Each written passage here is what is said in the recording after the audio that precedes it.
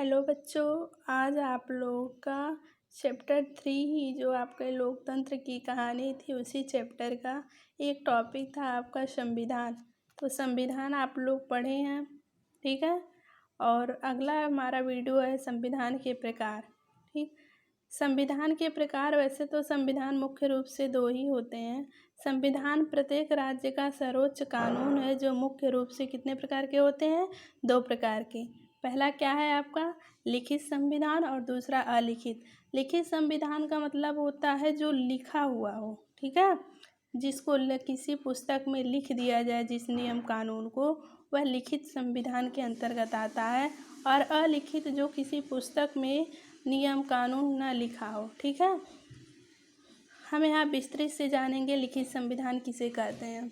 तो लिखित संविधान ऐसे संविधान को कहा जाता है जिसके सभी नियम, आदर्श, कानून एवं सिद्धांतों को औपचारिक रूप से किसी पुस्तक पर लिख दिया जाए और जनता द्वारा प्रत्यक्ष रूप से उसको लिख दिया जाए। संविधान के प्रत्येक नियम का स्रोत लिखित दस्तावेज होता है, यानी उसको एक पुस्तक में लिख दिया जाता है। और ऐसे संविधान आपके अमेरिका, भारत का संविधान है जहाँ पे सभी नियम कानून एक पुस्तक में लिखकर रखा जाता है। दूसरा है आपका अलिखित संविधान।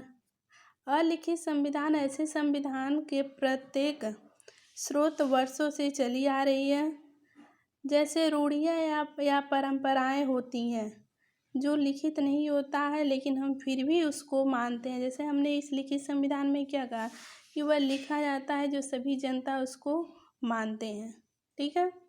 और इस अलिखित संविधान में के अंतर्गत वो आता है जो रूढ़ियाँ या परंपराएं होती हैं। ऐसे संविधान के नियमों को इसलिए माना जाता है क्योंकि अतीत में उन्हें माना जाता रहा है, यानी अतीत से ही लोग उसको मान रहे हैं, इसलिए आने वाली पीढ़ी भी उस रूढ़ियाँ और परंपरा को मान रहे हैं क्योंकि अतीत में उन्हें माना जा रहा है।